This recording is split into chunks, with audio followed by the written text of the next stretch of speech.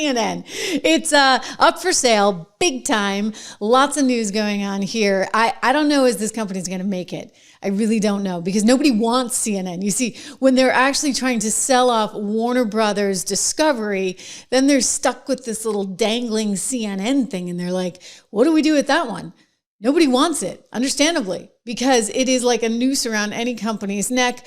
The chances are it either gets folded into maybe a deal with CBS, Paramount, we're going to get into that, or it gets spun off altogether, kind of like MSNBC is, right? Comcast. They are spinning off MSNBC, and I would just say all of these guys are looking at the slow disintegration of their news networks. So who are the top talents, if we can call them talent, that are going to be bye-bye? There's going to be quite a few of them there. We have lots of news on that. Plus, we can talk about the court that is ruling to allow for National Guard in Portland. This is making the Dems absolutely apoplectic. I mean, they cannot believe that two of the three justices there on the Ninth Circuit Appeals Court said, yep, you can go on and bring the National Guard into Portland. It may go to the Supreme Court, but so be it, ladies and gentlemen. It goes to the Supreme Court, and then guess what? He's going to be able to go into San Francisco. He's going to be able to continue going into Chicago, into DC, anywhere he wants to go. New York City, Kathy Hochul won't like that. Letitia James won't like that. And Lord knows, the new about to be mayor, Comrade Ma'am Dami, won't like it. Welcome to the program, everyone. I am Trish Regan. This is Trish Regan Show. Thank you for being here. Make sure you subscribe, share, like. I'm watching your comments in real time. Great to have you all here. But we begin, ladies and gentlemen, on none other than CNN. CNN, which has had a rather challenging existence for the last, I don't know, you want to call it 10 years, 15 years, maybe even 20 years. It is now kind of scratching the bottom of the barrel. And if you're Warner Brothers Discovery, you don't really know what to do with it, right? Because you've got this really expensive thing that probably is not getting any more money from USAID, at least for now, and you can't make it profitable. It's extremely expensive to have with all of these bureaus all over the world. You've got high-priced talent that probably shouldn't be making what they're making. Anderson Cooper, I'm looking at you. And as a result, you're not able to sort of recoup your investment. The company overall, by the way, I should point out that the parent company, it's not like they're any walk in the park, because Warner Brothers, Time Warner, we almost had a Letitia story there. We almost did. We'll have to get to her later. But if you look at Warner Brothers Discovery, what you actually see there is a company that's riddled with something like $40 billion in debt. I believe they've been able to get some of that down in recent years, but and they're relying on things like their Harry Potter franchise, but they really don't have a lot of innovation within that company. And so that's costing it. That's costing the company a lot in the way of not being able to really come up with any innovation that makes people want to go and watch their product, or two, really be able to dominate that streaming space. So what's going on? Maybe there will be a suitor. They're claiming that they've got more suitors. This is the big article in Hollywood Reporter today. Warner Brothers Discovery is for sale after all. There had been some talk, maybe they weren't going to do this, because remember they said we're going to just spin off CNN. Kind of like MSNBC, they were going to separate things into like the streaming side of the business and then the cable side of the business. And obviously one side of the business was going to have the value. That would be the streaming. And then the other side of the business, well, they could let it, die slowly on the vine. But by separating the streaming side, they hoped that they would be able to capture more value for shareholders. Well, now all of a sudden, they're insisting that they've got more suitors than we originally thought. You see, one of the suitors that was talked about at great length and is still being talked about is none other than Skydance Paramount. Okay, so remember the deal, right? Skydance Paramount, this is Larry Ellison's kid, right? He came in and he bought Paramount, which owns CBS and CBS News. And so that was, it's not going over so well at CBS. They're like flipping out because Barry Weiss, who has a conservative background and is like actually willing to call balls and strikes, they're like, wait a second, she's running our newsroom now. So we wish her luck. That's not going to be a fun newsroom to run, I'm sure. But now they're looking at maybe acquiring CNN too. And I'm like, gosh, are you guys just gluttons for punishment? Like, why would you want to do that? Seriously, like, why? But I think they're actually, if they acquire the whole thing, the reason they're really going in there is because they want the streaming assets and they want to keep them away from, say, Netflix or other competitors. So this is the headline with Warner Brothers Discovery. You see David Zaslav, he is the CEO, talented media executive. It's just that, you got to keep up with the times. You got to keep up with the times, and the times, they are changing, as Bob Dylan said. Okay? They're changing because, hey, we're over here on YouTube. It's pretty damn fun, may I just say, right? No scripts, no middle management, just you and me. I watch your comments in real time. Whole different ball game. So how does that affect the news industry? We know in terms of the entertainment industry has been really shaken up. I mean, when was the last time you saw a good movie anywhere? I can't actually name one. Like, I'm not seeing any good movies lately. And you know what? I'm not even going to the movies lately. So the entertainment divisions, they've all been suffering. They can't come up with anything. They have no creativity. I blame that all on DEI, by the way, because they were so obsessed with DEI in all of the halls of these great entertainment giants. I'm thinking Disney, for example, that they don't have a creative bone left in their body. They just had a formula of, let's put on someone who represents a minority and reinvent an already popular movie. Well, that doesn't fly. And so they really haven't had any big successes. And then you look at, okay, Warner Brothers Discovery, they get the Harry Potter thing, but how much can you keep relying on that? I'm looking at Peace of My Mind. I see your comments, Peace of My Mind. I always love seeing you here. Thank you for all your loyalty and everything you do. So yes, you guys better be good today. I do watch them. Sometimes it's a little distracting, so be careful. Anyway, Warner Brothers Discovery is for sale. And what are they going to do with CNN? How can they, because nobody wants it. Maybe. And the shares are up today, by the way. Everybody's like, whew, finally, somebody else is going to take on this liability. We can get out as shareholders.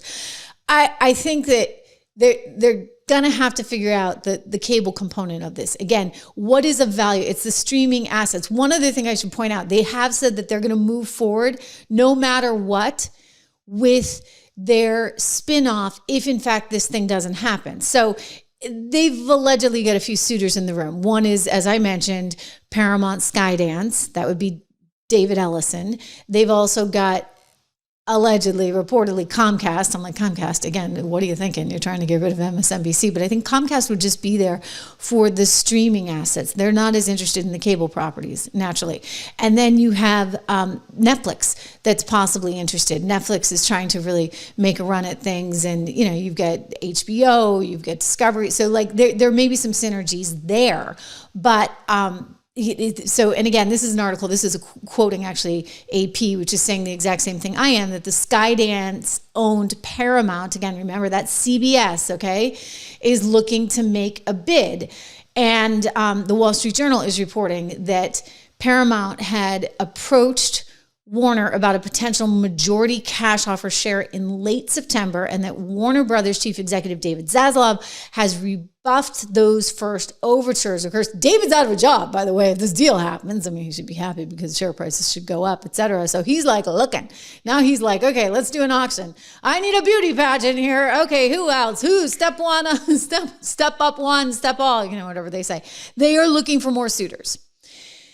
The problem for this company, again, is that, and they were smart to try and do these two different things, just like Comcast is doing with MSNBC, getting rid of the Rachel Maddows of the world, letting them go way over there and be in a totally different entity, because you want to preserve what you can from the streaming side. The cable stuff is a dead business. That is the legacy media business that you're trying to get rid of. So again, David Zaslav, not necessarily thrilled about this, but looking at all things. He has a duty, of course, to shareholders to look at all offers and get the most attractive offer. This is quoting Business Insider. They're saying the primary theory is that the very biggest companies, only the very biggest companies, are going to survive in the streaming error. And this is why a Paramount Skydance, again, Paramount being CBS, Skydance, WBD, Warner Brothers, Discovery mashup would be a possible challenger to the likes of Netflix or Disney or Amazon. I am only going to say that, like Netflix hasn't been so hot lately. Disney has not been so hot lately. I think the real game in town, frankly, is YouTube. But, they all want their chance and shot at the table. So basically, bottom line, you're looking at a tough environment for all of these companies, and they are all trying to compete, and they are all challenged. And then you're going to have, for example, the antitrust issues. What happens there? Like, for example, if Comcast says, hey, we want to go ahead and acquire this, then does it become like, well, wait a second, you have NBC. Do you really need all these other networks in addition to that? This is one thing that may give Paramount Skydance that upper hand, because the Ellisons have a relationship. Daddy, Larry Ellison, has been a longtime Donald Trump supporter. So maybe they can cut through some of that red tape. I don't know. I'd like to think that doesn't really matter, but it's one of the things that they're trying to sell to the investing public.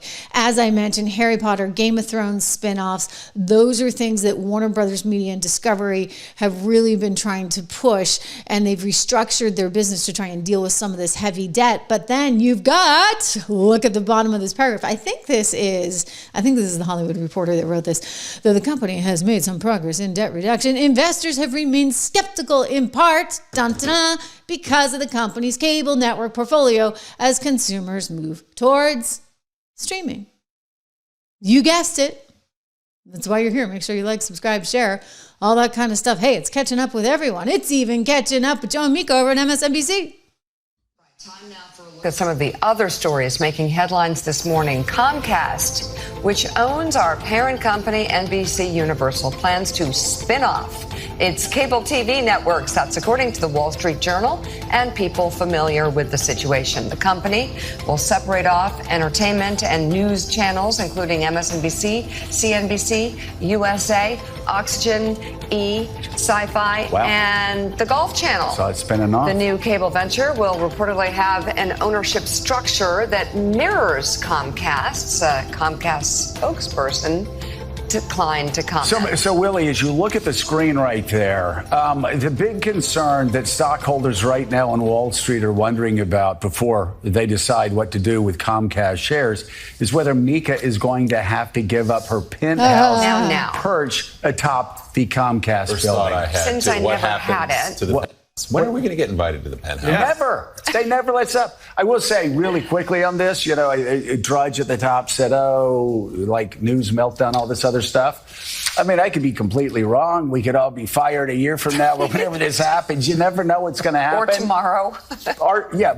But in this case, though, Willie, what they're doing is what other media firms are doing. You spin off the cable channels, which 7 years ago were making a ton of money. Now they've got to figure out how to make them profitable. Disney, Good luck. which by the way, huge media news. Disney has figured out now how to make streaming profitable. Peacock had an extraordinary success in the Olympics. So they're talking about spinning this off. Comcast still because you guys aren't profitable. I think Brian Roberts still owns a third of that. And because Comcast didn't jump into the bidding war like everybody else, throwing stupid money at streaming services and then watch it flop, Comcast has a ton of cash. So now they spin this off, and they're in a position to get rid of to get a lot of consolidate, but also to just ramp up. And so you get a lot of people, a lot of different channels together. And so whatever that entity is going to be, there'll probably be a lot of cable channels, and they'll be in a much better position to scale. To scale. You keep telling yourself that. I took one business class at University of Alabama. Yeah, I didn't get up. I'm glad you gave us your analysis. The only thing that makes sense here is you spin it off, and then you scale it up. and then you figure out how to make it more profitable. Yeah, this is to keep these networks like this network healthy and to keep Comcast thriving the way it is. And this is just the way it's going. People are cutting the cord, right? The cable subscribers are down across the board. This is something Bob Iger talked about last year doing with ABC and Disney and spinning off some of those. So they're all trying to console themselves as well. But I think as they deal with the reality, right? That their network, their medium, the cable TV legacy media business is going away. It is dying a slow death, or in this case, it's actually dying a rather fast death. I think we could say that Versant spinoff is coming within the next several weeks because it's supposed to be coming towards year end. And hey, we're at the end of October right now, so that's in the works right now. And I don't think they're going to get a big cash infusion. I don't think it's actually going to be very meaningful at all. I think what they're trying to do at NBC and at Comcast is preserve the part of the business that has the future, and that's the Peacock streaming network. They're trying to make sure that the news network, NBC, doesn't get in a whole bunch of trouble with FCC violations because of their headaches over at MSNBC. Don't forget, MSNBC, you can say whatever you want on there. That's cable. But it becomes a problem when the cable is infecting the network. And that's what you've seen a lot of, right? So they want to get away from that. They got rid of Joy Reid. They got rid of that. Was it Mehdi Hassan or something? He's been saying some really crazy things lately. You see that CNN got rid of Don Lemon and Jim Acosta, people that were really considered very toxic. And so they're trying to kind of brace themselves for this new future. But I just, the idea that Comcast would be interested in purchasing Warner Brothers Discovery, I don't see it happening unless they just get one section of the business. But the only way they get one section of the business is if they wait for this spinoff to happen, right? And the spinoff is supposed to happen sometime later this year. And so from a tax perspective and from sort of a streamlining perspective, you don't want CNN. You don't want anything to do with it. So you would just want to try and go after those assets like the Harry Potter stuff and all of that might represent some kind of revenue stream for you there to compete against the likes of Netflix with Peacock. So that's what's of interest. Meanwhile, if you're CNN talent right now, you are freaking out. What did I tell you all along that poor Jake Tapper, you know, the guy with the frog voice, super nasal. I don't mean to be mean, but it's my operatic background. I can't help it. When people's voices sound like nails on a chalkboard, it kind of gets to me. Hey, little tism in there. I don't know. But his voice gets to me. This is the guy, in case you can't jog your memory, who tried to take down Lara Trump, saying, how dare you suggest that Joe Biden be anything other than perfect, right? Because he's like the second coming of Jesus Christ if you listen to Jake Tapper. Well, that was until Jake realized that maybe they were getting rid of his network after Donald Trump won, or after he really realized that there was no chance that Joe Biden could ever win this thing. Suddenly he was out there stumping for Kamala. Let's watch him try and take down Lara. Just remember, this guy, his days are certainly numbered, which is why he's scrambling so hard to get a job at Fox. Every time he comes on stage or they turn to him, I'm like, Joe, can you get it out? Let's get the words out, Joe. You kind of feel bad for him. How do you think it makes little kids with stutters feel when they see you make a comment like that? First and foremost, I had no idea that Joe Biden ever suffered from a stutter. I think what we see on stage with Joe Biden, Jake, is very clearly a cognitive decline. Okay. That's what I'm referring to. It makes me uncomfortable you have to no watch somebody on stage that's so amazing. It's so amazing to me that try and figure out an answer. A cognitive decline. Well, when you're trying to tell me that what I was suggesting was I think that you were mocking his stutter.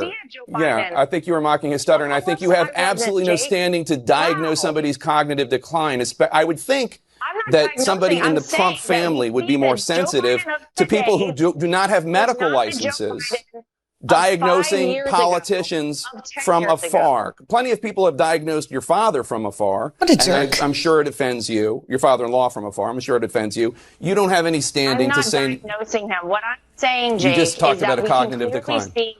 That Joe Biden I have is one last struggling question for you, Laura. You can't times on stage, and it's very concerning to a lot of people that this could be the leader of the free world. Okay. Yeah. That is all I'm saying. I genuinely feel Laura sorry Trump. for Joe Biden. I appreciate it. I'm sure. Okay, oldest trick in the book. I've told you about that one, right? You're like, bye, see ya, I got the last word, thank you. And he calls her Laura instead of Lara. So that's a deliberate kind of, I can't even bother to learn your name. And now he comes out with a big new book, doing the rounds on conservative media, saying how nasty and mean those liberals are. My gosh. I mean, heck, we saw him the other day trying to take down Hakeem Jeffries, saying, hey, but you guys, you put all this stuff into the bill that would allow for 1.5 million trillion, forgive me, trillion dollars to go to illegal migrants. That's Jake Tapper calling out Hakeem Jeffries. Hakeem's like, well, what happened? Aren't I on CNN? Anyway, they're all going to go bye-bye. I mean, you saw him with Lara, and then like, what, a couple months later, we got this version of Jake? It's like Dr. Jekyll and Mr. Hyde. There is a pattern, discernible pattern of Democratic officials with a very nasal voice, seemingly trying to convince you, the public, to not believe what you saw and what you heard with your eyes and with your ears on Thursday night. What I've been able to do with the with the COVID, with dealing with everything we have to do with. Look, if we finally beat Medicare, the total initiative relative to what we're going to do with more Border Patrol and more asylum officers. President Trump? I really don't know what he said at the end of that sentence. I don't think he knows what he said either. Democratic officials have tried to spin this in many ways. They said President Biden just had a cold. They said it was just one off night, akin to when President Obama in 2000. I love this. I mean, I just love this guy. There is like no ounce of integrity whatsoever. Here he is up on his high horse trying to, well, at this time he was taken down. By the way, hey, no King's protesters. Think about that. Think about that. They took your candidate right out from under you. How do you like that one? There's democracy for you, courtesy of the Democrats. Anyway, this guy was part of the op. 12 was rusty and seemed a little huffy. But behind the scenes, make no mistake, most Democratic officials witnessed the same shocking spectacle that you did. The difficulty that the presumptive Democratic nominee... Jake, we were telling you for months and months and, well, years. I mean, how many times did I play the video? And I didn't play selective video. I played the whole raw tape where you saw poor Joe not being able to sit down at one event in France in Normandy. Or then he wanders off at the G8 summit. Thank goodness for Giorgia Meloni, the Prime Minister of Italy, who's so kind as to bring him back, and then he can barely put on his sunglasses. I mean, look, unfortunately, we've seen it before, some of us and loved ones, and you know what you're looking at. But Jake was trying to tell us we were the crazy ones. They're doing the same thing over on MSNBC, right? Until like this guy suddenly realizes his job's going to be on the line because there's no way that Biden can win this thing. He will be beaten by Trump. And that's when he just throws up his hands and goes for Kamala. The current president of the United States had just articulating his basic thoughts during the 90 minutes of the debate.